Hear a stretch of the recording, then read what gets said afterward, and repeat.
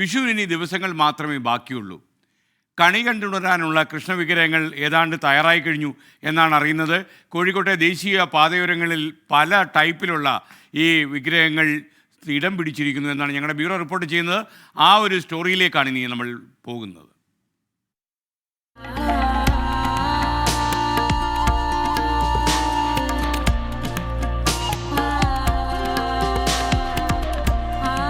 വിഷുക്കണി നേരത്തെ ഒരുക്കിയോ എന്നാകും ദേശീയപാതയിൽ കോഴിക്കോടിനും കൊയിലാണ്ടിക്കുമിടയിൽ യാത്ര ചെയ്യുമ്പോൾ എല്ലാവരുടെയും സംശയം. പല നിറങ്ങളിൽ പല ഭാവങ്ങളിൽ നൂറുകണക്കിന് കൃഷ്ണ വിഗ്രഹങ്ങൾ.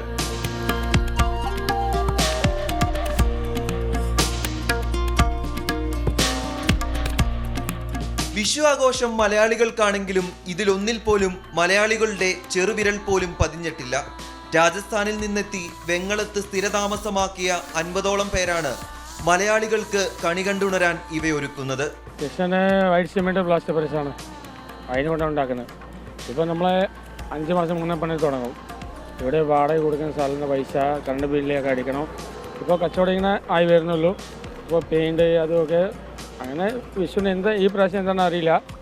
എന്നാലും കച്ചവടമാവുമെന്ന് വിചാരിക്കാം. 25 വർഷമായി പ്രതിമകളുടെ നിർമ്മാണം ഇവിടെ നടക്കുന്നു. 1 അടി മുതൽ 3 അടി വരെയുള്ള രൂപങ്ങൾ. 50 രൂപ മുതൽ 1500 രൂപ വരെയാണ് വില. പ്ലാസ്റ്റർ ഓഫ് പാരീസും സിമെന്റും വിവിധ കളറുകളും ഉപയോഗിച്ചാണ് നിർമ്മാണം. 4 ദിവസം കൂടി കഴിഞ്ഞാൽ കൃഷ്ണവിഗ്രഹ നിർമ്മാണം അവസാനിക്കും. പകരം മറ്റു പ്രതിമകളുടെ നിർമ്മാണത്തിലേക്ക് കടക്കും. മീനച്ചൂടിലും ഉരുകാത്തതാണ് ഈ കരവിരുത്. മലയാളിക്ക് കണി കണ്ടുണരാൻ പല രൂപത്തിലും പല നിറത്തിലുമുള്ള ശ്രീകൃഷ്ണ പ്രതിമകൾ തയ്യാറായി കഴിഞ്ഞു. വിഷുവിന് ദിവസങ്ങൾ മാത്രം ബാക്കി നിൽക്കെ ആവശ്യക്കാരുടെ എണ്ണവും വർദ്ധിച്ചിട്ടുണ്ട്.